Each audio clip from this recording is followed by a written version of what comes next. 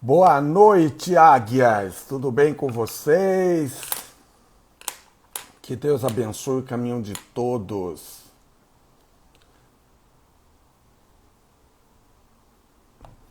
Hoje nós vamos estar fazendo uma live bastante especial, o grande dia. Nós vamos falar com Cherry Filho, psicanalista, jornalista, escritor e muitas atividades aí. Conheço o Cherry há 31 anos. Nós vamos falar sobre compulsão e sobre suicídio. Hoje é o Setembro Amarelo e é um mês que fala-se muito, né, sobre essa questão do suicídio. Nós vamos estar falando com ele sobre isso. Eu queria mostrar para vocês, está sendo gravado já, como é que eu trabalho da minha casa para mandar essa imagem. Oi, Neuza, tudo bem?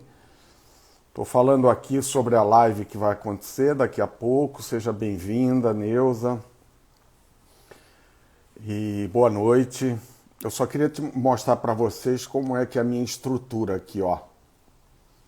Olha o que eu uso aqui. Essa é a minha estrutura que eu uso para fazer a live. Muito bacana. Carmo, tudo bem? Então eu vou agora colocar no pedestal, já mostrei a estrutura. Vou colocar agora no pedestal da estrutura, depois eu mostro de novo. O Cherry entrou. Vou convidá-lo. Ó, agora ele está aprendendo, hein, Cherry?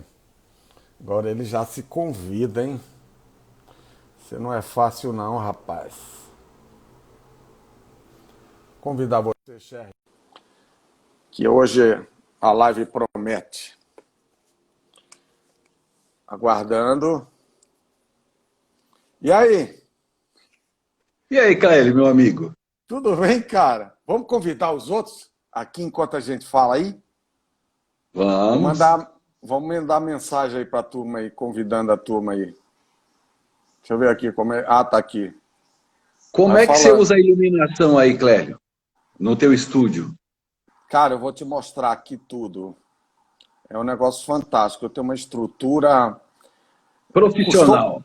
custou caro, né, Sherry? Custou caro porque para você fazer uma live de qualidade, você precisa investir, né? Você sabe que o investimento não é baixo, não, né?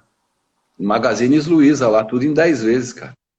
Não, e não é fácil, não, cara. Deixa eu só mandar aqui convite para a turma. Já mandei, estou mandando de novo e pronto, chega, chega.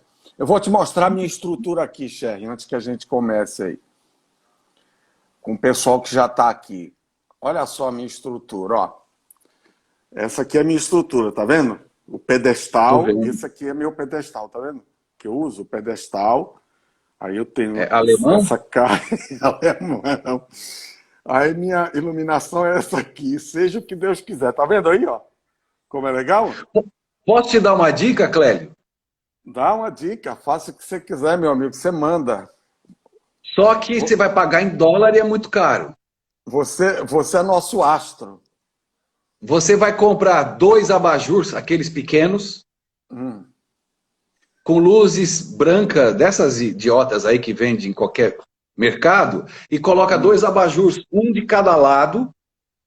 E aí você vai tirando o excesso de iluminação no rosto e movimentando o abajur. Quem olha pensa que você está no estúdio, cara. Sério, meu?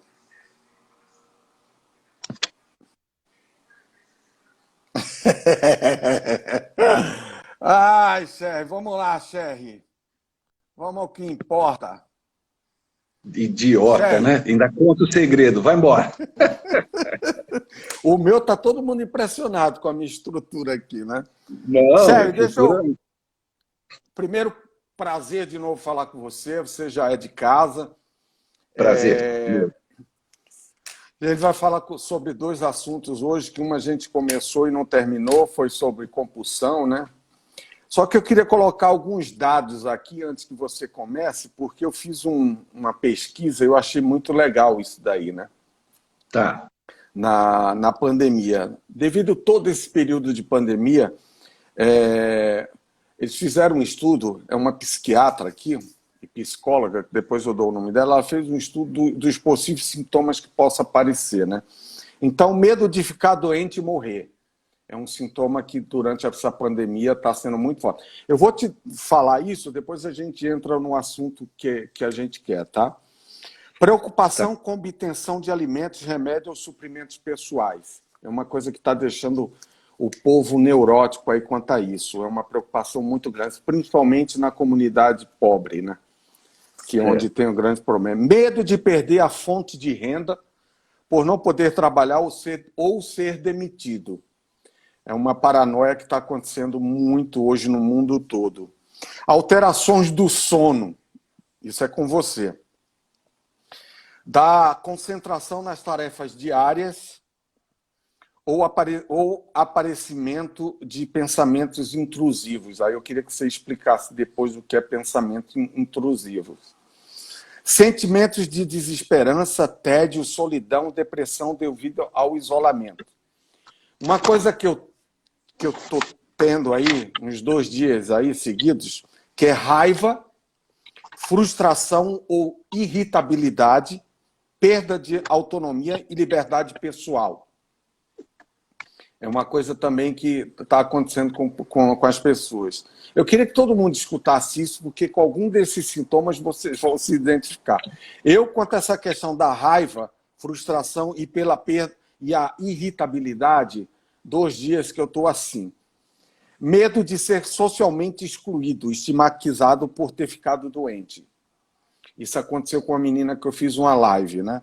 Sentir-se impotente em proteger as pessoas próximas ou medo de ter separação de famílias por motivo de quarentena. Isso está acontecendo muito. Preocupação com a possibilidade do indivíduo e membro da família ter a doença, receio pelas crianças em casas não receberem socialmente, né? Por quê? Porque o Brasil é um país alegre, é um país socialmente ativo, né? As pessoas gostam da rua, as pessoas gostam de se cumprimentar, gostam disso e de muitas coisas. Então eu queria entrar... tem várias situações aqui, entrando é minha sobrinha, Rosinéia, Pablo Feitosa, e entrou a Juscelia também. Vamos falar sobre a compulsão, Sherry? Que eu acho que é um negócio que a gente estava continuando, depois a gente entra. O que eu estou vendo hoje, né, pelo estudo que foi feito? O aumento de obesidade na população, né? Aí você vai falar sobre a compulsão.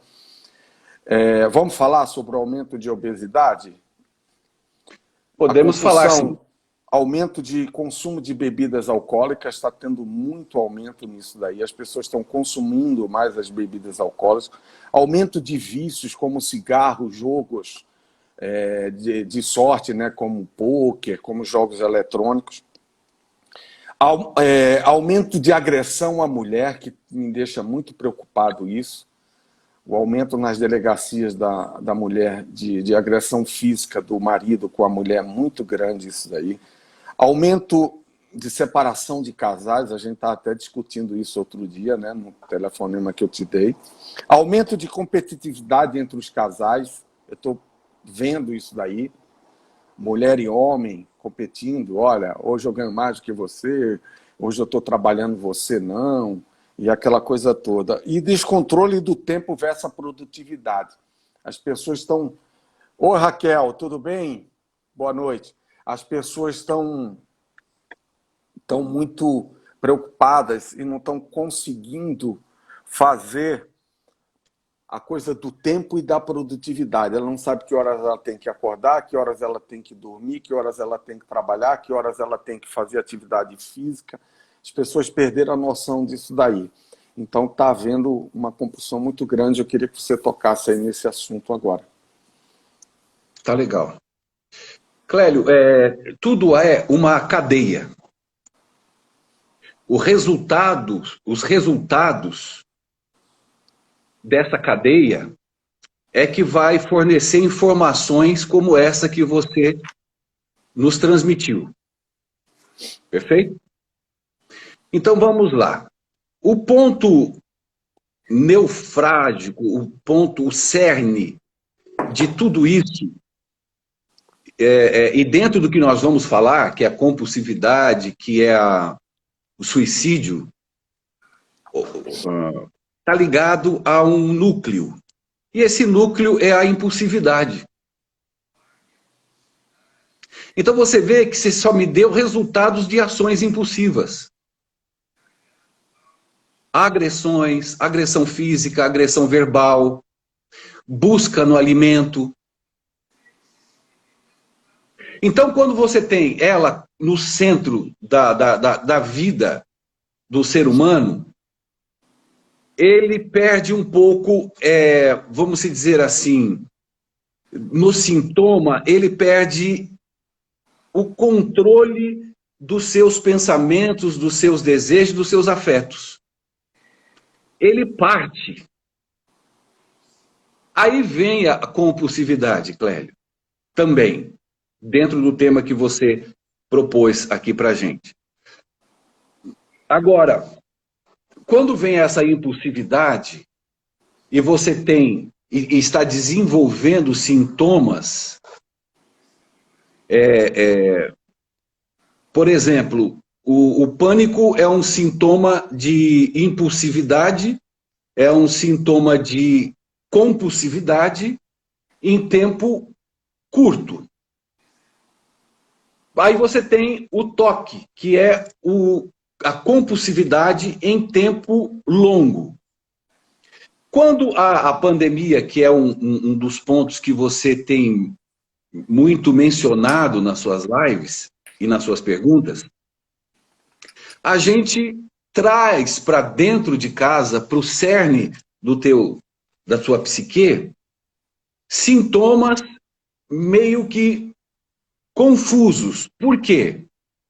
Porque às vezes o cara não tem toque, às vezes o cara não tem pânico, às vezes o cara não tem depressão, mas o cara entra no núcleo dessa pandemia psicológica também. E aí ele atua com impulsividade como mecanismo de defesa. E muitas vezes acovardada, como agredir uma mulher, por exemplo.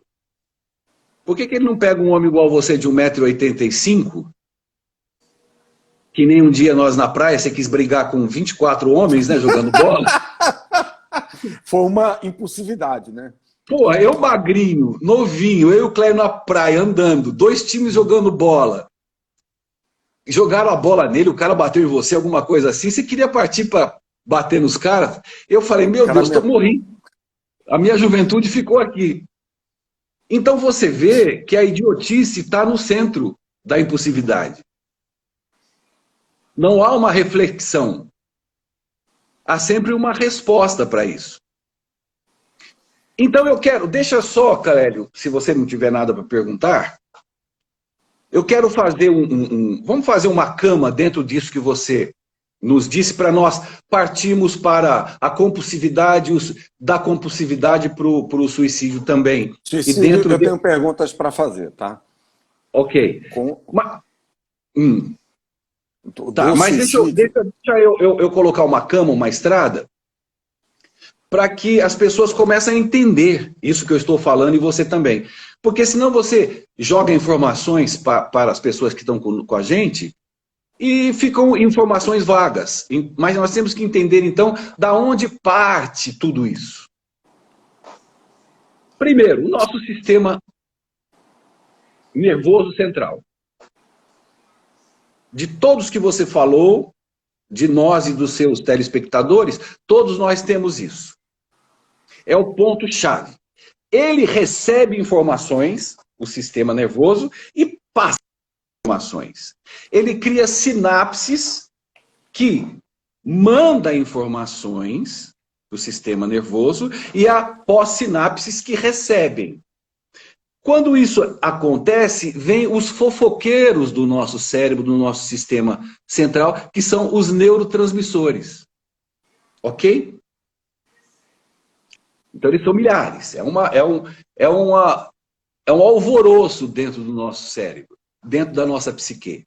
Então você tem essa estrutura, é uma delas, que é importante, porque está ligada também ao nosso sistema mental. Veja bem, deixa eu tirar o som aqui, pelo menos. Então, veja bem. Essa mensagem ela é transmitida, recebida, há uma comunicação entre elas. Mas o que acontece, Clélio? Como na nossa live, vamos supor que nós somos os neurotransmissores, ok? Recebe a informação de uma forma. Uns caras recebem de forma positiva o que a gente está falando. Outros recebem de forma negativa. Pô, esses caras estão falando porque eles não são doentes, eles não estão passando o que eu estou passando, por exemplo, né? Falam besteira, não entendem. Oh, que raiva, que ódio. É uma forma. Outros falam, meu Deus, parabéns, essa live é linda, me ajudou muito e tal. E tem aqueles que são indiferentes. Assim são o nosso sistema. Então, o que acontece? Quando os nossos pensamentos, eles vão aumentando, vão gerando essas impulsividades e pensamentos neuróticos e pensamentos acelerados, começa a liberar hormônios para os nossos neurotransmissores. Aí o que acontece? Vamos falar de tudo isso que você está falando, dessas impulsividades, né? A pessoa vai tendo uma desinibição comportamental. Deu uma travada no teu aí, eu estou vendo rodar, eu não sei se você está me ouvindo. Não, tá bom aqui, eu tô vendo o meu tranquilo, tá vendo? E o teu tá o som tranquilo aqui parece também. Que deu uma queda legal, mas tudo bem. O teu som. Então essa funcionabilidade, ela paga preços. Entendeu, Clélio? Ela tem um retorno para si. Aí nós entramos dentro do que você quer perguntar. Vamos lá. Não, eu queria saber a questão da compulsividade, né? A gente... Teu som caiu muito, Clélio. Caiu para todo mundo aí, gente? Quem tá aí na live, está normal aqui. Aqui eu estou ouvindo bem pouco. Estranho, né? Bom, vamos lá, mas dá para ouvir. Sobre a questão da compulsividade, né? Essa questão aí que está aumentando muito no mundo, né? As pessoas estão comendo bastante, o número de obesos aumentou, as pessoas estão bebendo muito, aí você comentou sobre isso daqui, as pessoas estão... tudo está sendo utilizado em compulsividade, as pessoas estão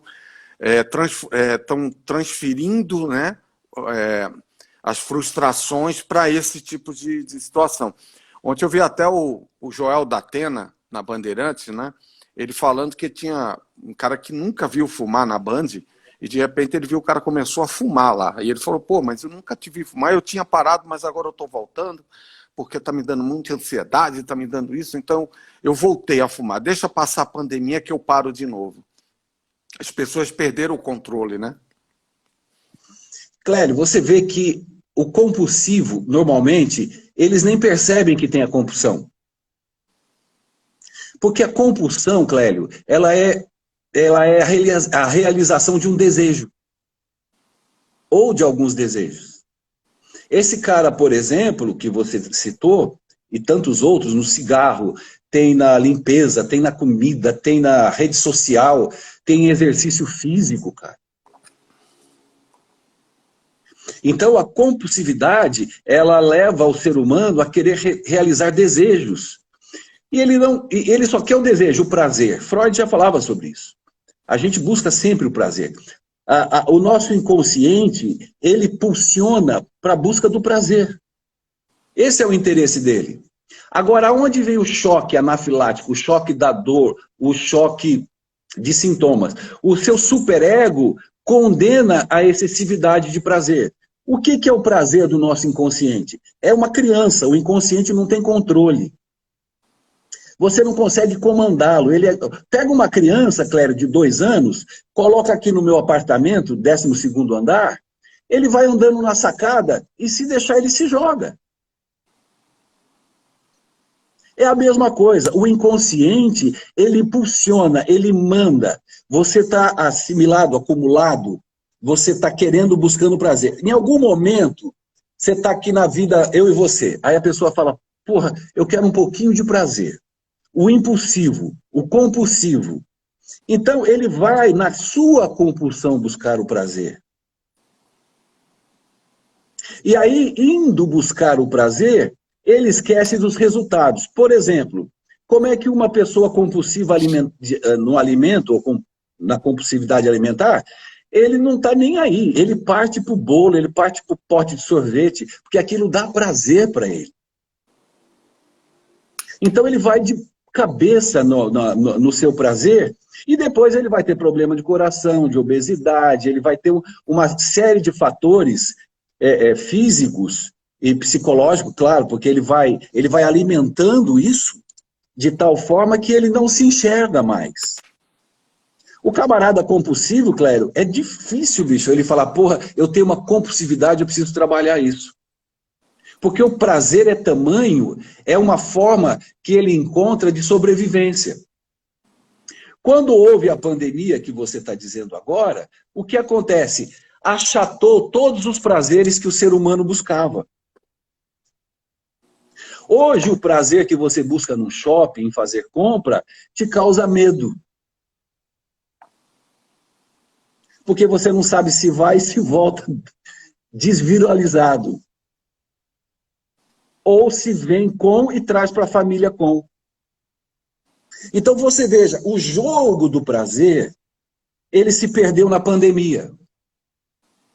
Quando o jogo do prazer, ele causa o quê? Ansiedade, estresse.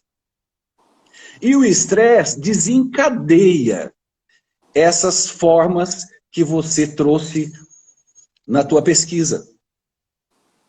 O camarada, a mulher, como é que ela vai extravasar o estresse dela se ela não pode ir para lugar nenhum? A única cara que ela vê é a de moita lá todo dia ao lado dela. E as pessoas estressadas não usam a inteligência de tentar remanejar as suas vidas. Elas se deixam levar pela pequenez do olhar que elas têm. Ou seja, os neurotransmissores estão recebendo informações ruins, de estresse, de ansiedade. Ela vai assimilando essas coisas, traz para dentro de casa, alimenta isso, não pode buscar fora o prazer, dentro de casa vai sentindo desprazer, e aí começa toda uma guerra interna de ego, de narciso, de valores, de pensamentos. Aí fica tudo acumulado. E aí a mente fica igual um tapa-olho de jumento, e aí eles saem para esse tipo de agressividade interna. E aí eles trabalham em cima disso aí. Gente, vamos usando o dedinho aí para coraçãozinho, se estão gostando, convidar pessoas aí, porque vale a pena. Sherry, eu vou usar o restante do tempo para falar uma coisa que é o Setembro Amarelo, né? Que é o mês que eles falam sobre o suicídio, né? Eu vou ver se eu melhoro aqui. Tá. Vou falar. Eu tive, particularmente, 2 casos que eu conheço de suicídio na minha família, tá? Uhum. Tanto da parte do meu pai, quanto da parte da minha mãe. Então, eu tive isso daqui. E sei, convivi com um deles. Os 2 eu convivi, mas um foi mais forte porque houve um aviso antes, como eu já coloquei em outras lives e tal. Então, o que eu queria perguntar para você sobre a questão do suicídio, né? Já indo para o suicídio, porque é uma coisa que aumentou muito o número de suicídio no mundo, né? Você falou em compulsão para redes sociais, né? Hoje o Brasil é o 2º maior consumidor de redes sociais no mundo. Só perde para a Filipinas. Na pandemia também, é o 2º do mundo. É o 2º do mundo. E a gente tem essas questões. O suicídio decidido, aquele suicida decidido. Quais são as chances de não cometer esse ato? Quando ele está decidido, tem alguma chance dele não cometer? 90% de chance de não cometer. De não cometer? Sim. Se você for procurar numa pesquisa, a CVV, você já ouviu falar, né? Ah. Você vê quantas pessoas decididas deixam de cometer atos suicidas porque alguém as ouviu meia hora. O suicídio também é impulsividade, Cléber. Você pode ver que o suicida premeditado, não premeditado, eu premeditei. Mas por que ele não se suicidou? Ele está premeditando. Olha, eu vou comprar uma arma, eu vou botar perfume lá no meu quarto. É porque ele não está querendo realmente se suicidar, apesar da dor. Sérgio, de querer... Pode falar. Só cortando você, quando você colocou aí, mudou, a tua imagem ficou, agora voltou ao normal. Parou, tá parando a imagem. Para mim, pelo menos, para o pessoal, não sei. Posso continuar? Tá me ouvindo bem aí? Parou imagem e som. Imagem e som. Veja agora, melhorou? Melhorou? Voltou? Para mim tá parado aqui. Mas eu tô me vendo e tô te vendo, Cléber. Agora tá bom. Vai. Você tirou. Então veja bem. Veja bem como é que funciona e como é que se forma o suicida dentro desses patamares que nós falamos anteriormente.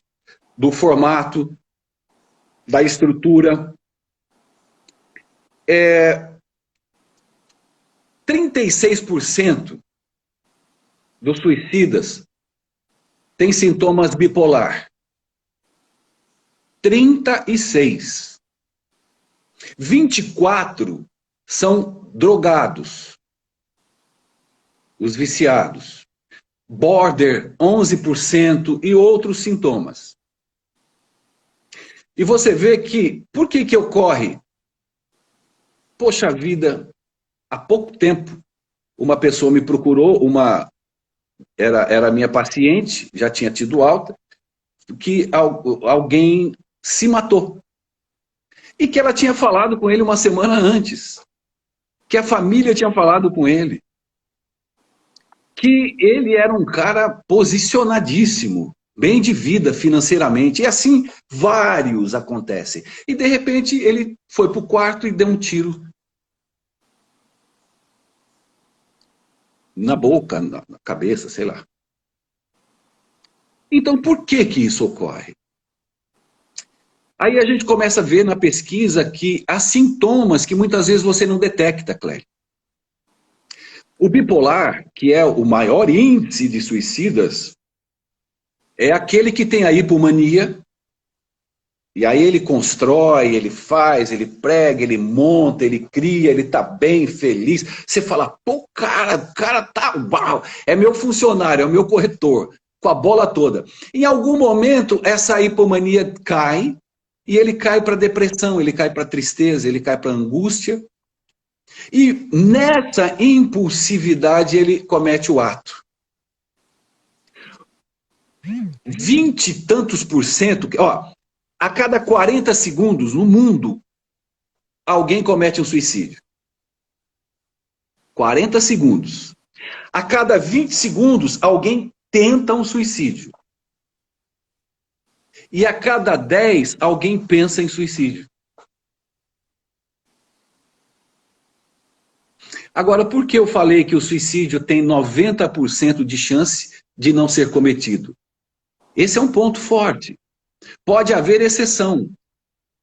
Aquele que quer mesmo, o suicida, ele se isola para cometer o ato. Porque se ele quer cometer o ato, tirar a sua dor, mas algo dentro dele diz... Porque veja bem, o maior número de suicidas no mundo são os jovens. Os adolescentes. Era a pergunta que eu ia fazer. Qual é a faixa etária mais que ocorre suicídio? o adolescente. Aí você fala, porra, Sherry, pô, o cara tá começando a vida, bicho. Tem aí, e não tem patamar de dinheiro, não. Ele pode ser rico, bonito, tal. Mas o que a gente procura entender, essa é uma fase perigosa. Por quê? Porque é uma fase que esse adolescente, Clélio, ele está grávido dele. Como? Dentro dele está para nascer um novo homem. Ou uma nova menina, mulher. Engravidado dele, ele começa a ter espinhos na carne. Há uma evolução hormonal muito poderosa e muito forte. Ele muda a voz. A menina começa a criar seios, começa a ter mudança no quadril. É uma deformidade psicológica muito grande. Você lembra da baleia azul? O que leva essas adolescentes e adolescentes a entrarem nesse circuito? Então, quando há essa forma de gerar uma nova criatura dentro dela, ela pode se perder no meio desse caminho. Por isso que é importante aqui, quem tem sobrinhos, filhos adolescentes, que conhece, preste muita atenção. Quando houver alguma mudança de comportamento, Clélio, tem que ficar atento. Tem que buscar conversar. E eles são rebeldes por causa disso, desse fervor. Eles não se aceitam, eles não querem que as pessoas saibam quem eles são lá fora. E eles são rebeldes com você aqui dentro, porque vocês sabem quem eles são. Por isso que há uma rebeldia adolescente com os seus familiares. E o maior índice é esse. A divulgação voltou a ser proclamada. Setembro Amarelo. Mas lá em 1771, alguém escreveu um livro, A Triste História de Werther, A Melancólica História de Werther, alguma coisa assim. Que no livro esse camarada se suicida. Vendeu muitos, virou onda na época. Clélio, começou a aparecer gente morrendo por tudo quanto é lado do planeta, cara. Aí o que se constituiu desde lá é proibido falar do tema, porque o tema vai gerar uma compulsão, um incentivo ao suicídio. E nunca mais se falou. Você vê que no Brasil mesmo, agora, há pouco tempo, está voltando a se trabalhar com o tema, com o assunto. Mas era um assunto escondido, guardado. Então, Clélio, o que acontece? O formato dos neurônios, das respostas, das dores, da melancolia, da solidão, ela pode, como eu disse no início, responder de várias formas. E tem pessoas que não suportam a dor. Agora, 90% safam disso. Desde que, nesse momento, alguém entra e começa a intermediar isso. O camarada que está, bom, eu vou me matar hoje. Vou me jogar da ponte, eu vou me jogar... Aqui na minha cidade, um milionário pulou do 10º andar. Mas ele não programou pular do 10º andar, foi uma impulsividade. Agora, quando você programa, e você tem pessoas que... Por exemplo, o cara, ele quer dar... O jovem, por exemplo, ele busca uma solução definitiva de uma situação provisória. É isso que o propenso suicida tem que entender. Ele tem uma situação provisória de dor na alma. Nada está funcionando direito. Se ele entender que aquilo é provisório, ele não vai partir para o ato. Mas como para ele... Aquela dor, principalmente para o jovem, para o adolescente, é eterna, cara. Você teve sintomas pesados, para você aquilo não ia passar nunca. Meu Deus, eu vou morrer, eu vou morrer. Você tinha medo de morrer, os outros querem morrer. Mas você sabe que o sintoma, ele tem caráter eterno. E a pessoa quer dar conta de algo que para ele é eterno, mas que é algo provisório. Deixa eu só te contar uma coisa sobre a CVC, né, que você falou, foi isso? CVV. CVV de viagem. CVV, né? CVV. Eu fui convidado e até tive algumas CVV. Eu até tive algumas. Os sintomas nunca nos deixam. Olha a pergunta aí do nosso amigo de Pernambuco, meu amigo. Os sintomas nunca nos deixam. Ou é uma afirmação? É uma afirmação. Os sintomas nunca nos deixam. É verdade? Vou te dar um exemplo. A tristeza, ela nunca nos deixa. Agora, de tristeza a patologia é diferente. O sintoma tristeza, o sintoma solidão é uma coisa. Quando se torna patológico, deixa. Então, é a próxima pergunta. Alguém começa a ficar muito triste e o sentimento vai se prolongando. Devemos ficar preocupados? Se um pai que vê uma adolescente triste, aí fica mais triste ainda, e ele fica observando que ele perdeu a vontade de comer, devemos ficar preocupados? Lógico que sim, mas ao ponto de pensar que pode ser um indício de um processo de suicídio? Não exatamente de suicídio. Pode ser um processo de sintomas. Ela pode estar partindo para uma depressão, desequilíbrio hormonal, ela pode estar tendo uma solidão. O jovem, o adolescente, por exemplo, como você falou, quando eles amam no fundo das vísceras. Não só o rapaz para a menina, mas a amiga. Você é a maior amiga que eu tenho na vida, nenhuma amiga é igual a você.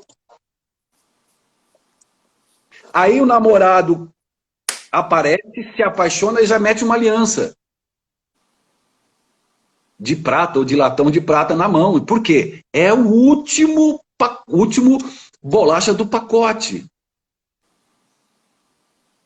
Alguém aí escreveu, depois você vê, Clélio. A Renata Souto, a esposa de um paciente, joga indireta como se fosse cometer suicídio. Não sei como lidar e não quero tratá-la com pena.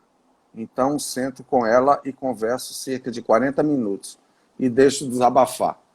A Renata Souto, a Renata deve ser do ramo, ela é do ramo. Não é psicóloga, mas é do ramo da medicina. Então, é uma intuição que ela tem. Ela não sabe como lidar na cura do problema, mas ela está sabendo lidar com o problema. Ela está fazendo a pessoa superar. É aquilo que nós falamos agora. Você vê, o CVV, que você falou que quase participou, o índice é muito alto de pessoas que iam praticar e deixaram de praticar. Pensavam em praticar, pararam de pensar em praticar. E muitos que pensavam em praticar e ligavam todas as noites, tem camarada que busca o afeto. Deixa eu só colocar uma situação que a Renata colocou, que o que eles falam para a gente nos treinamentos é que a gente não tem que dar opinião nenhuma. A gente tem que só ouvir. Ali a nossa função é só ouvir, porque aí tinha psicólogos querendo participar, tipo assim, posso de repente falar para ela, não faça isso, não faça aquilo, tal. Falou, não, aqui a gente não sabe onde a pessoa está, a gente não sabe em que situação ela está, e na verdade, o suicida, ele não quer se matar, ele quer matar a dor que está matando ele. Ele quer acabar com aquela dor. Então, a Renata... ela falou bem, e essa é a orientação que dá na CVV, que você não tem que tecer opinião sobre a pessoa, só escuta, vai escutando e falando isso daí. Mas tem uma coisa, Clélio, presta atenção. A Renata está olho no olho. As expressões dela com quem ela ouve é uma fala. É uma empatia. Quando a pessoa fala com você, ou com o terapeuta, ou com a Renata, por exemplo, aquele momento para ela, ela vendo o interesse da Renata, o ouvido da Renata, aquilo para ela transportou todo o câncer dela para a Renata. No caso do CVV, que é telefone, você tem que falar, bicho. Os caras podem até usar essa técnica, eu não tenho essa técnica, eu falo. Por quê? Porque se eu ficar em silêncio, o cara vai falar, porra, eu tô falando, o cara foi tomar café, o cara foi ver televisão, o cara não tá nem aí comigo. Não é que você não fale. Você não fala, olha, pode falar, eu tô aqui para te ouvir, pode desabafar, eu sei e tal, mas nada de, olha, eu acho que você deveria fazer isso. Sherry, Não. Opinião do que fazer, não. Mas falar, pô, eu te entendo, cara, mas isso vai melhorar. Isso. Você é uma pessoa forte, lúcida. Não é ficar calado lá. Aí é fogo, né? Aí não precisa, né? Sherry, o cara fala, olha, você ouve e não fala nada. Aí ferrou. Aí o cara vai lá. Eu queria te perguntar uma coisa. Por que o índice de suicídio é maior nos países nórdicos e nos países que têm uma cultura e que têm uma riqueza, que têm um padrão de vida, que têm uma renda per capita alta? E não nos países de renda, de distribuição de renda como a nossa, que é o segundo maior do mundo, em pior distribuição de renda? Claro, eu vou te falar uma coisa que é muito importante. Não é a falta de dinheiro que entristece o camarada e que leva ao suicídio. Não é o pobre. O pobre, ele tem gana de sobrevivência. A dificuldade, muitas vezes, te faz uma... Vou te dar um exemplo. Por que os europeus são poderosos? Por que a Alemanha se reconstruiu em tão pouco tempo? Por que a França, a Itália, que estava destruída aí, primeiro mundo? E por que nós não? Porque os caras foram jogados no meio do gelo, no meio do nada. Não tinham nada, cara. Não ficaram no Rio de Janeiro. Porra, cara, porra, onde nós vamos aí, meu? Porra, veja só, e tal. Porra, na boa. Não. Há um despreendimento na necessidade muito grande. Então, quando você diz, o cara tem muito dinheiro, o país é rico, o cara é milionário, e não tem, parece que é na Suécia, que não tem nem delegacia, nada, fecharam tudo, né? Não tem nada. Então, pô, eu tô vivendo pra quê, cara? A vida é transtorno. A vida não é... Sabe aonde tem um grande índice de suicídio? É entre os grandes famosos. Só não é numerariamente maior porque a população ela tem 100 milhões e na parte artística tem 100 mil, vai. Então, numericamente ele é menor, mas numericamente ele é maior. Pô, os caras têm tudo, cara, na vida. Muitas vezes são bonitos. Tem uns roqueiros aí que morreram que eu falo, caralho, o cara bonito desse jeito, novo, trilhardário, todo mundo quer. Pô, o cara foi e se matou. O Robbie Williams se matou, mas eu acho que ele tinha ligação com drogas, né? O negócio dele era mais pesado. Mas não é necessariamente Por exemplo, no Brasil, você sabe onde que é o maior número de suicídio? Piauí. Não. Piauí? Porque não dizem que todo mundo fica deprê e mal porque não tem sol? O Piauí tem e é calor. O sol é necessário, claro, como vitamina D, na parte orgânica e também funcional. Mas não necessariamente. Nem tudo necessariamente é por causa disso, né? Mas há um grande fator dentro desses países que você falou que pode promover os caras a suicídio. No Japão parece que tem muitos suicidas também. É um grande índice de suicídio no Japão. E aumentou agora. Então, aumentou bastante. A juventude do Japão, ela está... Como você falou, os adolescentes, eles estão partindo para isso, né? Então. É um povo também que, se você notar, são muito diferenciados como nação, como povo. Você já percebeu? Olha que coisa... psicanaliticamente falando, tem um peso muito grande. Os maiores desenhos que você assiste na televisão são de japoneses. Os mais famosos e tal. Você já viu o tamanho do olho dos desenhos? Dos personagens? Tudo grande, né? Tem ninguém com o olho puxadinho. Não, tudo, e nem normal. É um desejo de afetividade muito grande deles. Então, de alguma forma, eles se sentem meio que... Por exemplo, há gerações de dor, de sofrimento. Judaica, por exemplo, a parte cristã judaica. Judeu foi um povo perseguido, maltratado, morto em milhares. O que vem dessa geração? Dor, história, DNA, subjetividade, assim como no Japão. E é interessante, cortando um pouquinho aí, nós estamos aí por volta de 10 minutos ainda, que existe uma crença não, existe um comportamento na religião judaica, se você se suicidar, você é enterrado no pé do muro do cemitério. Eles não aceitam suicídio na crença judaica. Todo suicida, ele vai ser enterrado no pé do muro do cemitério. Eles não aceitam o suicídio como forma de morte. Interessante, né? Quando você falou que eles tiveram muitos problemas, né, na história de morte e tudo, talvez eles não aceitarem essa questão de perder a vida, né, da pessoa tirar a vida. Não, aí eles têm aquele orgulho, entre aspas, os sobreviventes por si, que era da grossura do meu dedo. Porra, aqueles caras tinham direito de suicídio. Pelo que passaram. No sentido de aliviar a dor, em todos os sentidos, porque ali era dor em todos os sentidos. De perda de família, né? De perda de identidade, de tudo, de como ser humano, eram animais. E eles ficaram.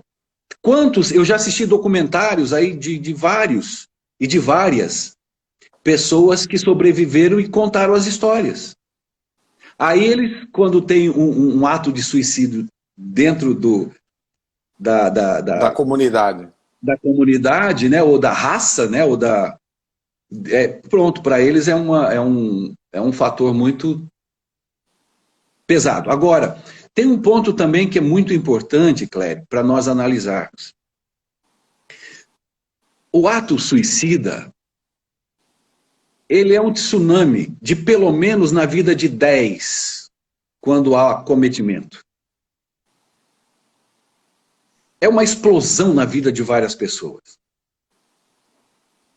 Deixa sequelas indizíveis quando você perde alguém dessa forma. Eu sei o que é isso. Você sabe, você teve teu tio, né? Meu tio, irmão da minha mãe. Você não entende até hoje, né? Ela viu. Então, olha a crueldade, né, que ele fez, deixando-a ver, né? Uns deixam cartas que nunca mais saem da mente de filhos, de parentes, de mães. Ele usou o quarto dos meus pais, ele usou a arma do meu pai. Meu pai era oficial da aeronáutica, ele era obrigado a andar armado, né, por ser oficial, e avisou, assim, deu um alerta para a gente. E foi muito difícil para toda a família, para minha mãe principalmente, que ela tinha um amor muito grande por ele, né? E ela carregou isso durante muito tempo, né? Como é assim, que as pessoas não conseguiram ver isso daí, né? O problema, Clélio, que existe muito vitimismo também quando as pessoas falam, que nem no caso da Renata, né? Ela joga indireta e tal. Mas quem é que quer pagar o preço? Eu não pago o preço. É um vitimismo. Não, vamos colar, vamos ouvir, vamos fingir que não é vitimismo. Porque não vale a pena arriscar. É uma situação muito grave, né? Uma pessoa que começa a pensar, ela já começa a criar um distúrbio no seu córtex central. Os seus neurônios já começam a emitir informações. E aquilo, se não cuidado, a tendência é criar corpo e vida. Sherry, eu fico imaginando aqui, você falando, eu pensando o seguinte: se de repente as pessoas tivessem certeza que existe vida depois da morte, a certeza mesmo, alguém veio e falou, Sim. cara, existe, vai fundo que existe. Quantas pessoas não se suicidariam sabendo disso? Ah, não estou gostando daqui, eu vou lá que tem vida depois. A natureza, ela é inteligente, né? Deixa eu te contar uma coisa. Jim Jones. Quantas pessoas ele levou ao suicídio? Nossa, na época foi bastante, mas eu não lembro o número. Centenas de pessoas.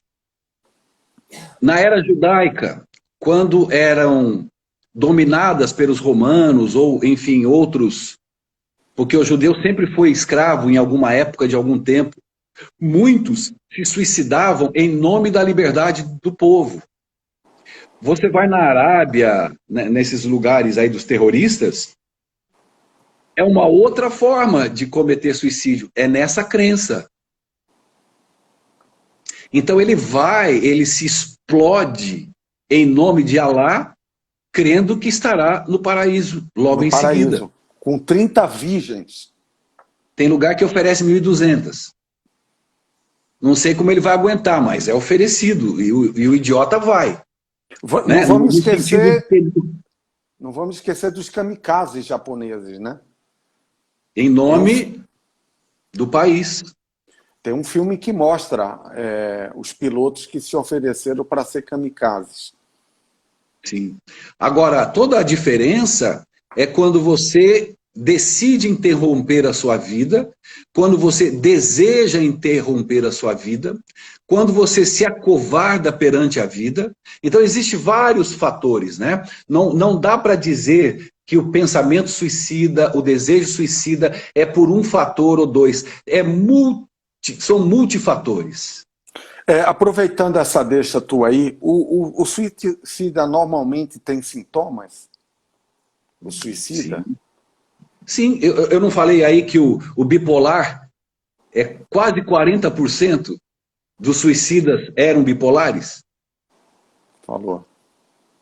Aí você vai distribuindo por sintomas. Raramente o cara não tem nada e comete um ato impulsivo. Por exemplo, o cara ama uma mulher mais do que tudo na vida, e essa mulher o abandona, ou ele pega ela com o melhor amigo, ou no tal, o cara vai dar um tiro e morre, se matou. Ele não tem sintomas, ele não tinha problema financeiro, nada. Ele amava tanto que para ele, sem aquela pessoa, não existe vida. E aí a impulsividade o faz tomar uma atitude que, se ele fosse falar com um terapeuta sobre isso, 1 hora, ele sairia casado com outra mulher. Ô, Sherry, para finalizar, faltam aí 4 minutos, deixa eu te falar. Eu conheço um animal que a gente fazia muito teste quando eu era garoto. O pai de um amigo meu, vizinho, chamava a gente para fazer um teste. Existe um animal que, quando ele se sente acuado, ele mesmo se suicida. Sabia disso? É o escorpião? Escorpião. A gente pegava álcool, colocava em volta do escorpião, porque lá no Nordeste que mais tem é escorpião, né? Aí a gente colocava alto um círculo, tocava fogo, ele se sentia acuado, ele mesmo dava a ferroada nele. De tão acuado que ele se sentia, ele pum. Então aí você começa a ter uma base do que é um ser humano com desejo suicida. É o instinto de escorpião, né? Você começa a ficar tão acuado, que de repente você quer tirar aquela dor de você, né? E aí no impulso você tira. Sherry, nós temos pouco tempo. Você quer deixar alguma mensagem aí para o pessoal? Passa aí de novo. Você tem você tem um canal no YouTube, você está com Instagram, você está com Facebook. Você é uma estrela, né? Brilha debaixo d'água. Passa aí, cara, passa aí. Não, o problema é o seguinte, eu quero deixar o recado seguinte. Você, qualquer sintoma de compulsividade, qualquer sintoma de tristeza, que persista, que tenha um pouco mais de desalinhamento na sua vida, procura ajuda. Não paga para ver. O ser humano, Clélio, se ele ficar 7, 10 segundos com pensamentos ruins, seja ele suicida ou o que for, de tristeza, de mágoa, ele introjecta nele. E aí ele vai desenvolvendo aquilo, ele não consegue mais parar de pensar. Eu acho muito importante isso. E o pensamento se torna acelerado, aí ele não dorme, fica ansioso, angustiado, e vai lá saber as impulsividades futuras, aonde pode levá-lo.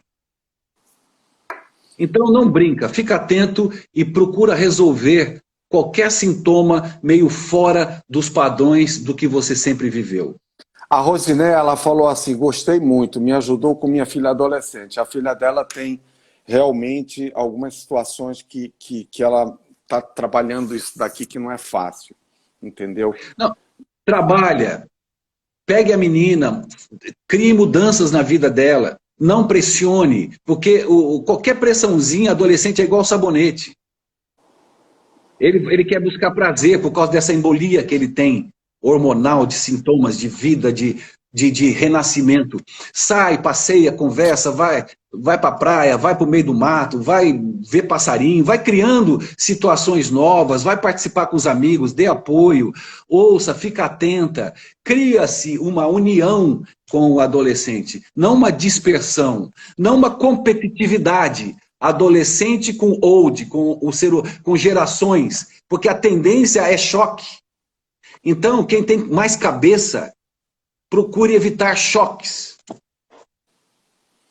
Ouça, e ela usa muito rede social, que hoje está contaminada, pessoas ensinando suicídio, ensinando aqueles a se cortar, a quem consegue se cortar mais, aí mostrar, né? Ela usa muita rede social, isso é perigosíssimo, né, Sherry? Mas se for combater com ela, é a mesma coisa de falar para o adolescente, você não vai namorar esse cara, eu não gosto dele, ele é vagabundo. Pronto. Aí é o cara, aí é o que ela vai querer. Traz o cara para dentro de casa. Fica de olho na bufunfa. Paga uma pizza pro moleque. Porque se o moleque não vale nada, ela vai descobrir, ela vai enxergar. Mas não por pressão.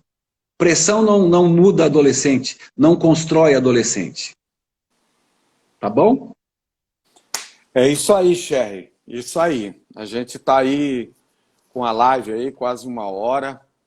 Faltam 1 minuto e 54 segundos. Gratidão a você. Vamos ver se a gente faz mais coisas pensando no psíquico, que é o que nos norteia. Legal, cara. Um abraço quando a todos. Quando tira o celular é muito pior. Ela está falando quando tira o celular é muito pior.